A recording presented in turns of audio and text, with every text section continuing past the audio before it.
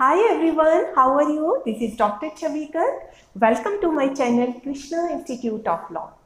आज मैं आपको लेक्चर दूंगी क्रिमिनल ट्रेसपास, जो कि आईपीसी का एक टॉपिक है और ये कवर होता है सेक्शन 441 में। तो सेक्शन 441 में आता है आपका क्रिमिनल ट्रेसपास। तो अब हम शुरू करते हैं क्रिमिनल ट्रेसपास से। देखिए, सबसे पहले मैं आपको ट्रेसपास का मीनिंग बताती हूँ। अगर कोई व्यक्ति किसी दूसरे की प्रॉपर्टी में एंटर करता है, अब जरूरी नहीं है वो प्रॉपर्टी उसकी ओनरशिप में ही हो। अगर किसी के पास पोजेशन में कोई प्रॉपर्टी होती है और दूसरा व्यक्ति उसके पोजेशन वाली प्रॉपर्टी में एंट्री करता है, अब ये जो एंट्री होती है ये स्टार्टिंग में लॉफुल भी हो सकती है और अनलॉफुल भी हो सकती है। तो आप इस चीज को ध्यान में रखिएगा, क्योंकि बच्चे नॉर्मली सोचते हैं अगर हम अनलॉफुली करते हैं, लेकिन क्रिमिनल ट्रेसपास में ऐसा नहीं है। आपकी जो एंट्री होती है वो लॉफुल भी हो सकती है और अनलॉफुल भी हो सकती है। तो आपने एंट्री करी लॉफुल और अनलॉफुल तरीके से, लेकिन आपका पर्पस क्या था? आपका पर्पस था कि आप वहां पे कोई ऑफेंस करेंगे, इंटिमिडिएट करेंगे, या किसी की इंसल्ट करेंगे, या फिर किसी को अनॉय करेंगे। अगर आप इन पर्पस से जो है अनलॉफुल एंट्री लेते हैं या लॉफुल एंट्री लेते हैं और बाद में आपके यही पर्पस होते हैं, तो इट मीन्स कि आपने जो है क्रिमिनल ट्रेसपास किया। तो क्रिमिनल ट्रेसपास की आपको डेफिनेशन क्लियर हो गई। और इस वक्त ये भी ध्यान रखना है कि जब आप क्रिमिनल ट्रेसपास कर रहे हैं तो जरूरी नहीं है जिसकी प्रॉपर्टी में आप ट्रेसपास कर रहे हो वो उस वक्त वहां पे प्रेजेंट भी हो। आप उसकी एब्सेंस में भी ट्रेसपास कर सकते हैं, क्योंकि यहाँ पे ट्रेसपास रिलेटेड है कि रॉन्गफुल तरीके से किसी की प्रॉपर्टी में एंटर करना।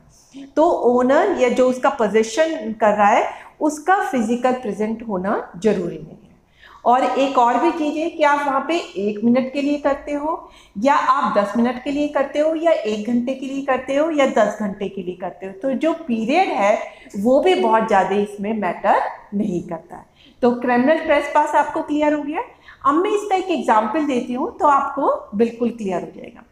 फॉर एग्जाम्पल, एक व्यक्ति क्या करता है, दूसरे के बगीचे में एंट्री करता है। क्यों करता है? और वो छुप के करता है। इट मीन्स वो अनलॉफुल एंट्री कर रहा है। और उसका पर्पस क्या होता है कि यहाँ इतने सुंदर सुंदर फूल लगे हुए हैं, मैं इन सब फूलों को तोड़ के अपने खुद के घर में सजा लूंगा। तो उसका मेन पर्पस क्या है? फूलों को तोड़ना, और वो एक ऑफेंस हो गया।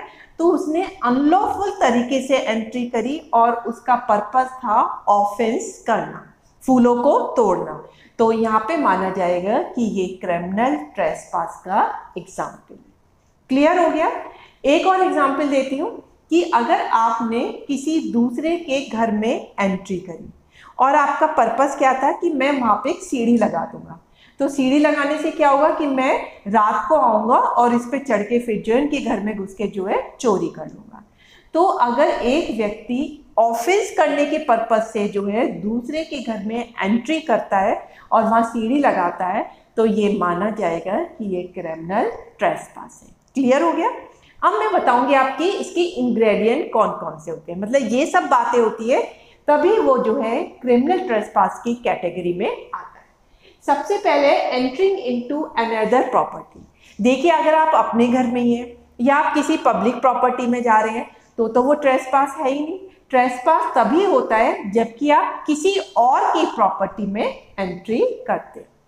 सेकंड आता है एंट्री में बी लॉफुल और अनलॉफुल। ये पॉइंट बहुत क्लियर है, हमेशा ध्यान रखना चाहिए कि एंट्री आपकी लॉफुल भी हो सकती है, अनलॉफुल भी हो सकती है। इसमें बहुत अच्छा केस था, मैं वो बताती हूँ आपको, हरीश चंद्रा वर्सेस स्टेट का केस। इस केस में क्या हुआ था, एक फैक्ट्री में वर्कर काम करते थे और वो 5 बजे उनकी छुट्टी हो जाती थी। अब 5 बजे छुट्टी हो गई, अब 6 बजे के करीब वो जो है एमडी का जो ऑफिस होता है उसमें घुस जाते हैं डेडली वेपन लेने के, और वहां पे जो भी प्रेजेंट होता है उन्हें बहुत ज्यादा मारते हैं।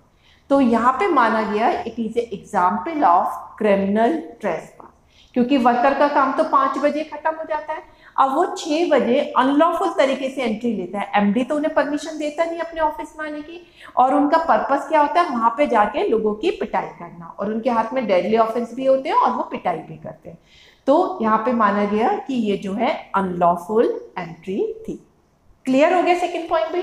अब थर्ड आता है, अगर ऐसी एंट्री आपकी लॉफुल है कि शुरू में तो आपने लॉफुल तरीके से करी है, लेकिन आपका पर्पस क्या होता है, वहां पे कोई ऑफेंस करना, इंटिमिडिएट करना, अनॉय करना या किसी को इंसल्ट करना, कि एंट्री तो लॉफुल कर रहे हो लेकिन आपके दिमाग में क्या चल रहा है, कुछ गलत चल रहा है, तो वो भी क्रिमिनल ट्रेसपास के एग्जाम्पल में आएगा। फॉर एग्जाम्पल, 2 फ्रेंड होते हैं। अब पहला फ्रेंड जो था मनी मन अपने दूसरे फ्रेंड के प्रति जो है बहुत ही ज्यादा ग्रजेस रखता था, तो अब वो अपने फ्रेंड के घर में जाता है, क्योंकि वो बेरोक टोक कभी भी जा सकता था, तो इसका मतलब उसको अपने फ्रेंड की इम्प्लाइड कंसेंट थी कि वो कभी भी जा सकता था, तो वो अपने फ्रेंड के घर में जाता है। तो यहाँ पे एंट्री कैसी हो गई, लॉफुल हो गई, क्योंकि किसी ने रोका तो है ही नहीं, उनसे फ्रेंड की कंसेंट भी होती है, इम्प्लाइड कंसेंट, क्योंकि वो तो आता जाता रहता है, तो लॉफुल कंसेंट हो गई।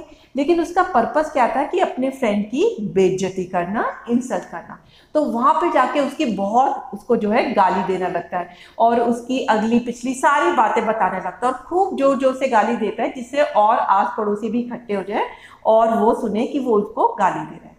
तो यहाँ पे उसका पर्पस क्या था, लॉफुल एंट्री लेने के बाद अपने फ्रेंड की बेइज्जती करना सबके सामने, तो माना गया it is a example of criminal trespass. तो लॉफुल एंट्री से कोई फर्क नहीं पड़ता, एंट्री है कि अगर आप वहां पे लॉफुल एंट्री ले रहे हो, किस इंटेंशन से ले रहे हो, ऑफेंस करने के लिए, इंसल्ट करने के लिए, किसी को अनॉय करने के लिए, इंटिमिडिएट करने के लिए, तो फिर ये क्रिमिनल ट्रेसपास कहलाता है। अब लास्ट पॉइंट होता है कि अब आपने लॉफुल या अनलॉफुल एंट्री ली, लेकिन आपने किस लिए लिए, किसी की इंसल्ट करने के लिए, किसी को अनॉय करने के लिए, किसी को इंटिमिडिएट करने के लिए, या फिर किसी को आपने किसी के लिए ऑफेंस करने के लिए, तो ये चारों चीजें हो जाती हैं, तभी ये क्रिमिनल ट्रेसपास आता है। इसमें बहुत अच्छा केस था म्यूनिसिपल, ये था आपका Olga Tellis versus BMC, Bombay municipal corporation का केस। कौन सा था, Olga Tellis versus Bombay municipal corporation. इसमें क्या होती है कि 1-2 गरीब आदमी होते हैं, वो एक गवर्नमेंट लैंड में घुस जाते हैं, अब उन्हें पकड़ लिया जाता है, तो वो जो है, लेकिन कोर्ट डिसाइड करती है कि इनका पर्पस कोई भी मैलाफाइड नहीं था, ना तो ये कोई ऑफेंस करना चाहते थे, ना इंटिमिडिएट करना चाहते थे, ना इंसल्ट करना चाहते थे, ना ही किसी को अनॉय करना चाहते थे, वो तो इसलिए घुसे थे, उन्हें लगा था कि यहाँ बहुत बड़ी लैंड है, तो क्या यहाँ पेमेंट है जिसमें हम रात को सो सकते हैं, तो उनकी कोई भी डिसऑनेस्ट फीलिंग नहीं थी कोई ऑफेंस करने की, तो इसलिए ये लोग जो है क्रिमिनल ट्रेसपास के लिए उत्तरदायी नहीं है। ठीक है, ये चीज क्लियर हो गया। मैं एक और एग्जांपल देती हूँ।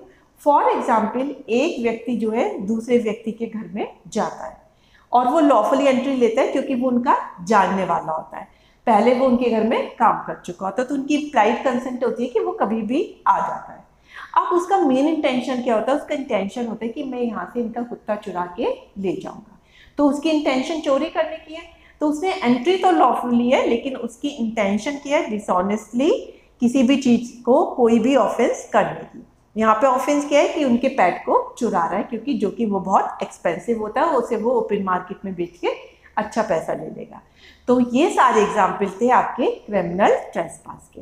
तो आई होप कि आपको क्लियर हो गया। अब आपको कोई भी देता है कि भाई ये क्रिमिनल ट्रेसपास हुआ है या नहीं हुआ है, तो आप आराम से बता सकते हैं कि एंट्री लॉफुल हो, अनलॉफुल हो, लेकिन उसका पर्पस अगर ऑफेंस करना है तो वो क्रिमिनल ट्रेसपास की एग्जाम्पल में आता है।